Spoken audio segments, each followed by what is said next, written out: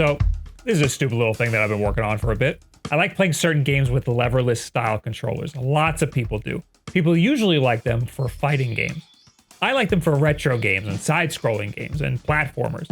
I also really like all these types of PC handhelds, but sometimes I want to play a game on my handheld, but I find myself missing that control scheme that I love. And this is my dilemma. Why doesn't anybody just make one of these handhelds, but like a laptop?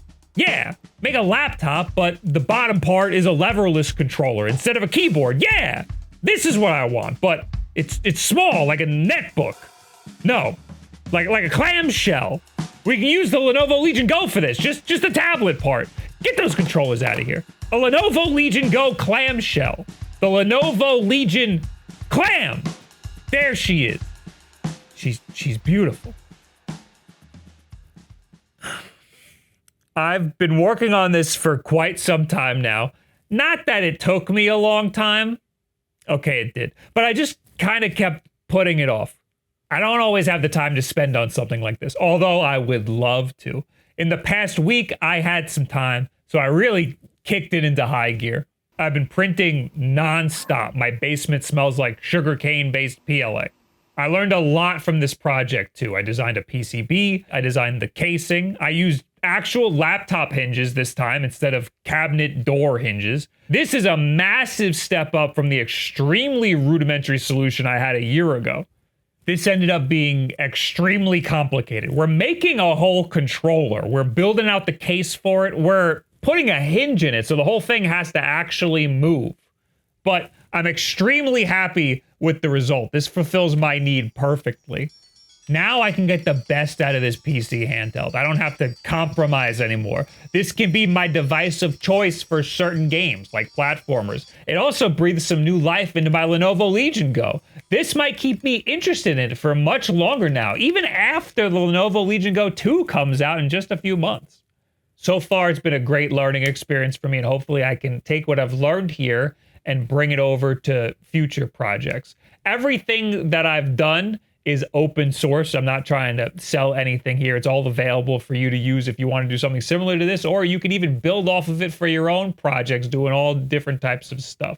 And I'll get into all of that, but first, I'm late for a little meeting that I gotta go to. This video is sponsored by Surfshark. So we've noticed a lot of people have been spending a lot of time congregating around the water fountain, and we figured you guys would spend a lot less time if you maybe just didn't watch White Lotus. Sorry, I'm late. Okay, could you just take notes from here? Yeah, I got it. So another thing we keep hearing about is when Susan brings in munchkins, because they're always all jelly. And guys, I'm gonna be frank with everybody here. Who gives a f about jelly munchkins? So, I'm sorry, it really jostles my jimmies when I hear about that. What was the last thing I said? Well, weren't you taking notes? Yeah, it doesn't have a keyboard. Well, what is it? It's a computer. Clearly it's not. Yeah, look, it's got Surfshark on it, look. What the hell is Surfshark? Oh my God, I'm so glad you asked, because I got to do a whole Surfshark ad, and I had no idea how I was going to segue into it. VPNs can help you change your location so that you can access content that might otherwise be blocked in your country. VPNs can also help you encrypt your data so that nobody on your network can see what you're doing, and not even your ISP. Surfshark One gets you their VPN, private web search, data leak alerts, and their antivirus. There's no risk to trying Surfshark, and they offer a free 30-day money-back guarantee. So go to surfshark.com/den and use code DEN, just like that, to get 4 extra months of Surfshark. Hey man. Could you shut the fuck up? We got things to do. Get a keyboard like a normal person. Yeah, I can have that set up and ready to go in like 3 to 4 weeks. Just get a keyboard.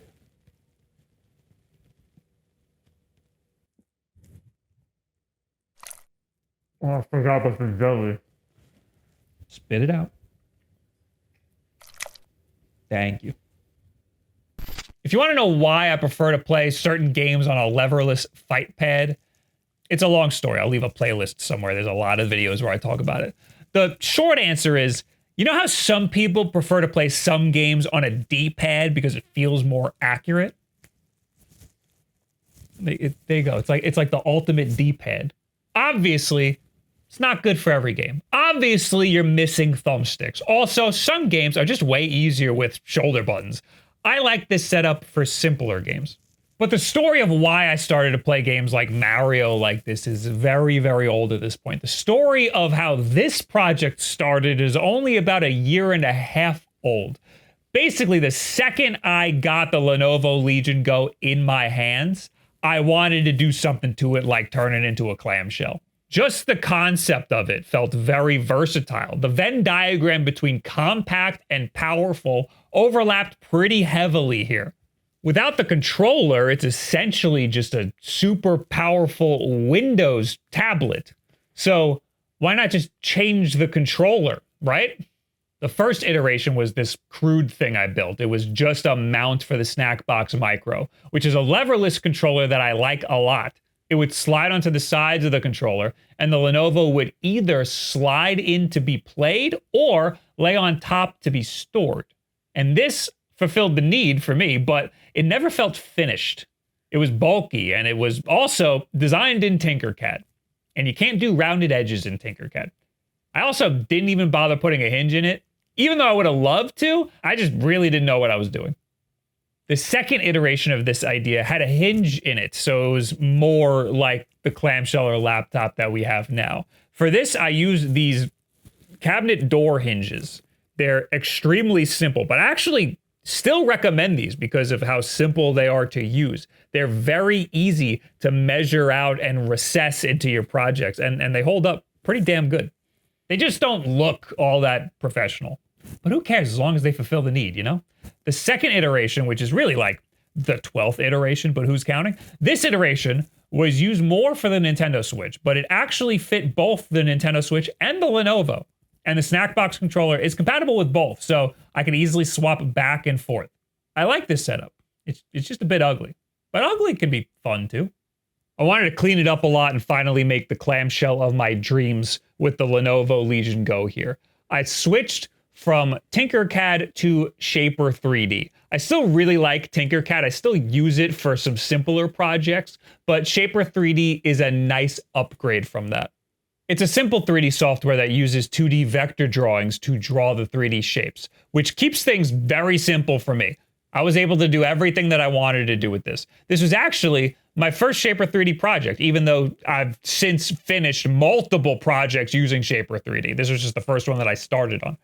In order to do a clamshell or a laptop type shit, we need to make our own controller. The Snackbox Micro just isn't micro enough.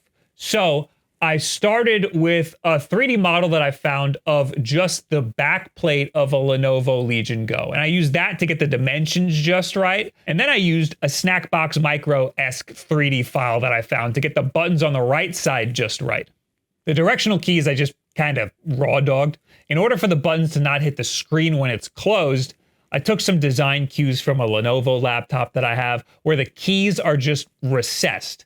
Even though with the recess, they still hit the screen a little bit. I must have measured the keycap heights wrong, but that's fine. Even my MacBook's keys hit the screen a little bit. I originally decided to create a whole new backplate so that I can integrate the hinges into the back of the Lenovo. The design stayed like this for a really long time. But at the last second, before I even printed any backplates, this was the very last piece of the puzzle, I decided to just make this little housing that screws into these 4 screws right here. And this is where the top part of the hinge resides. That way I don't have to replace this whole backplate because a 3D printed backplate probably wouldn't have ended up that great. Did I mention there were a lot of iterations? There were a lot. We had a lot of different iterations. For the controller, I used some keycaps I found on Amazon for the directional keys, and I had some circular Snackbox Micro keycaps left over for the rest of the buttons. I believe you can print these or purchase them from Junk Food Arcade directly. For switches, I'm using linear red switches. I usually prefer clicky switches for controllers, but on something portable like this, it might get really annoying for people around me if I'm playing in public. So linear is probably for the best. And they're hot swappable, so you can easily just pop them right off and put other ones on. I also designed a switch plate that I never actually put in here. But the option's there if you want some extra support for your switches. The start and select buttons and all those up here are just long button switches. I probably should have put a button cap on there instead, but they function fine. Just don't expect to use them for quick inputs or anything. From the controller case, I jumped straight into designing a PCB, which you can do in KiCad. If you're interested in this at all, I highly, highly recommend checking out this video by Scotto Keebs. This is specifically for designing a keyboard PCB, but it's pretty much the same concept. There's also the GP2040 repository here, which is how you get this keyboard to act more like a fight stick. Smash those two ideas together, and you end up with a controller that works with both X input and Nintendo Switch. Admittedly, I didn't build this completely from scratch. I stole a lot of this from the Flatbox version 5, which is another open source project. We're also using the same firmware. The major difference between the two PCBs is that this one is smaller and has WASD style directional buttons, because that's what I prefer. I have this uploaded on GitHub. It's also on PCBWay if you want to just order one. I might make a small commission from that. This is actually probably going to be pretty good to have on hand for future projects because of its compact size. You can see it runs on a Raspberry Pi Zero. This is just a blank PCB with nothing on it. It requires the buttons and the switches and stuff. I'll leave a component list somewhere. This is like the easiest thing to solder together. So if you've never soldered anything before and you want to try, this is like the easiest thing to get you started. This is where I encountered my first of many problems with this project, because you can't just order one PCB and have it just work. Also, you literally can't just order one PCB. The minimum is 5. So that's why I have 5. The start button doesn't work because I didn't wire a ground to it.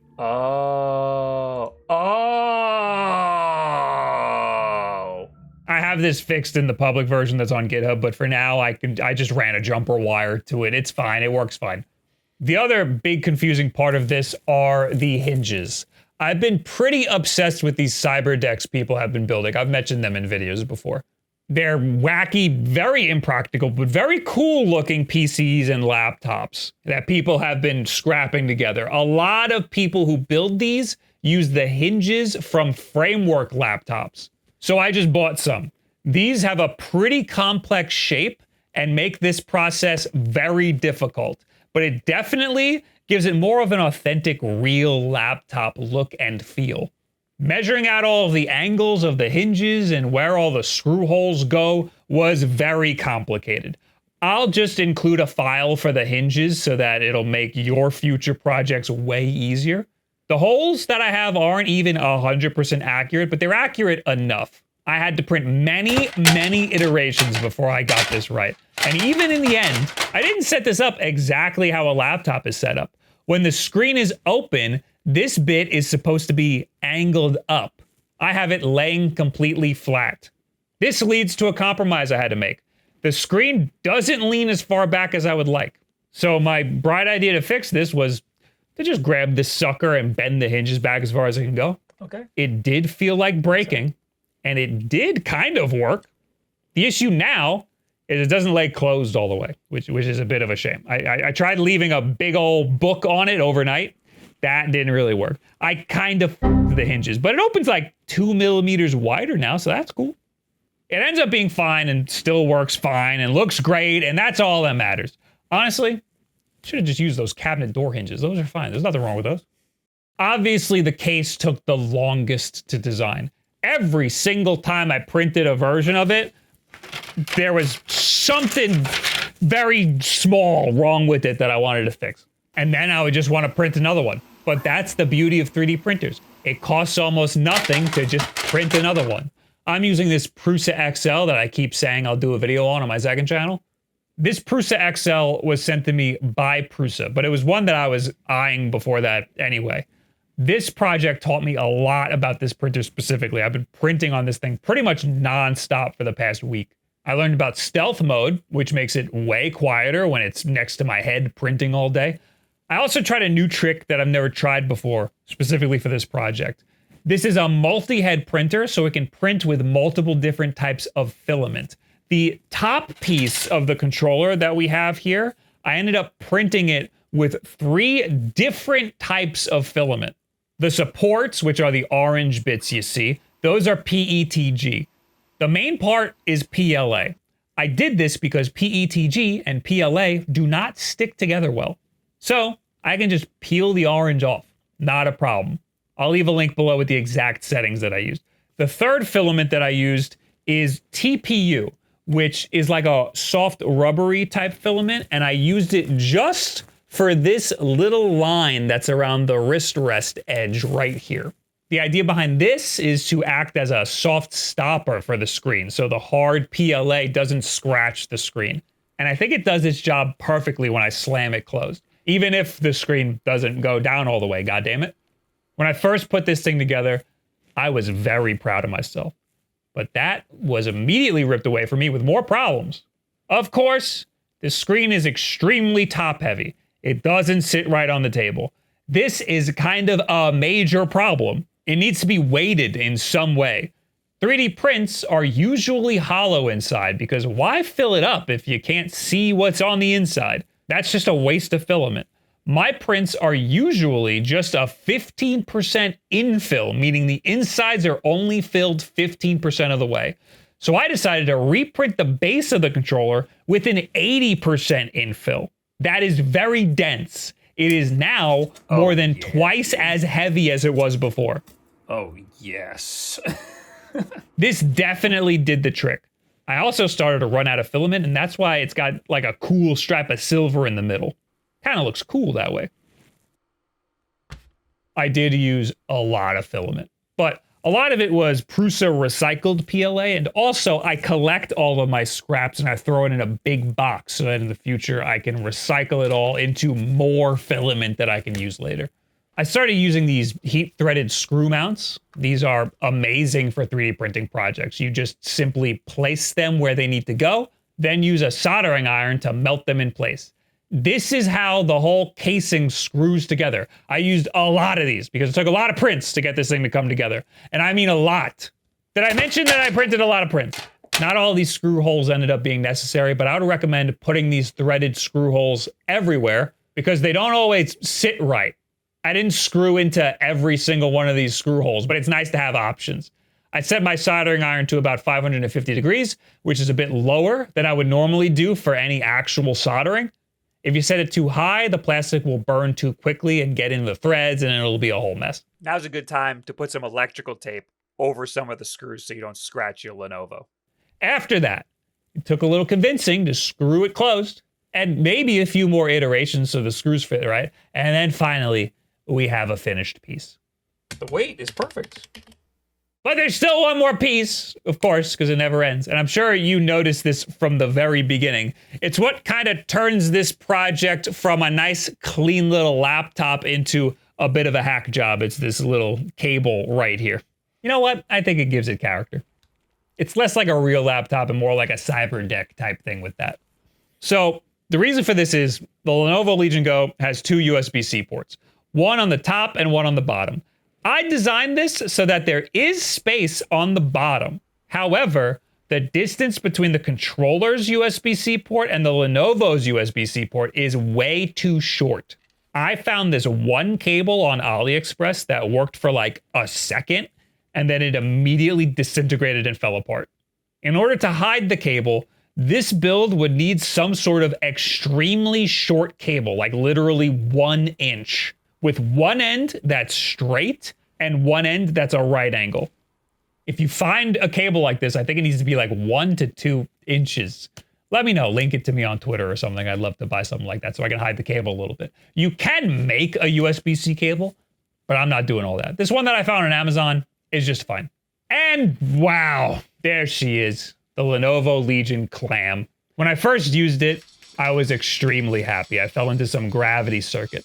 I forgot that I was filming for a bit. I wasted a lot of footage.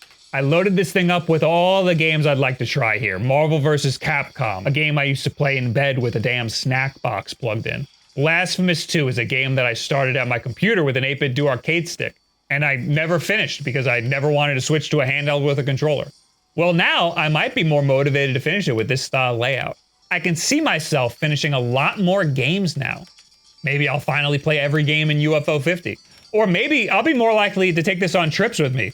if there's a particular game that I'm playing and want to play it like this. I'm certainly not going to play all of my games like this. That would be way too impractical. If I want to play like Assassin's Creed, I'll be picking up my Ally X. I don't need to play it on here. It's very nice to have options. It's also nice to have some unique devices, something that's not just a horizontal rectangle with Xbox style controls. You know, this one's actually different and fulfills a purpose. You can still attach the controllers back on if you want. Unfortunately, the leverless controller part on the bottom is screwed on. So in order to remove that, it has to be unscrewed. Maybe in a future version, it would be nice to be able to slot it in and out like I did on a previous iteration. Then this could be even more versatile. Look, it's not perfect. The external cable, the lack of the hinge angle, the way it doesn't stay closed is just a little annoying. These are things that could be worked on some more for sure. But I'm still extremely happy with what I have here. Those are all minor inconveniences as far as I'm concerned.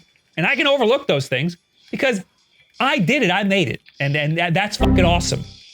This was an amazing learning experience for me. I mean, it originally looked like this, so I think it looks a little better now. I fired out a few mods like this on various devices just off the top of my head in the past. There's been some real rough ones. I think this shows a decent amount of growth. This one, I'm genuinely pretty content with. And I'm genuinely going to use. It makes me feel like I'm actually learning and developing transferable skills that I can take with me onto the next project. I've been very happy using this already, but I'm also excited to start another project because I have more fun figuring out how to play games than I do actually playing the games. It's like a curse. So what do you guys think about my clam? I genuinely think this thing rules. I don't think I'm ever putting the controllers back on the Lenovo Legion Go again until the 2 comes out and I'm gonna need to film a video. I'm gonna need to do comparisons, but I'm genuinely just gonna use this like this. Also, a lot of the games that I'm playing are like low-powered indie games, and I don't need the fan to be blaring for those, so this doesn't bother me that much at all. If I'm gonna be playing like Street Fighter 6, this fan's gonna get really annoying, and I might wish that I'm using a different device. Anyway, leave it in the comments below, add me on Twitter, any and all this other social media garbage. Again, this is on GitHub, or it should be by the time this video goes up, so you can like, I don't know, do pull requests and stuff. I'd like to make projects like this collaborative. I've monetized this enough by making a video that's sponsored. I don't need to monetize the actual product here. I'd rather it just be an open project that people can build off of and grow if they want to. And hopefully there'll be some other things like this. Some of this was streamed over on twitch.tv/Wulff, which is another great way to talk out some things like this. And sometimes I stream here on YouTube as well, usually on Sundays. The most important thing you can do to help support us here, though, is just subscribe to this channel. I need more of those. And share this video with a friend who's got a Lenovo Legion Go and isn't using it very much. Maybe if they turn it into a clam, they'd use it more. Somebody on Twitch recommended that name, and I forgot who you are, and I'm sorry. Thank you very much. Have a good week.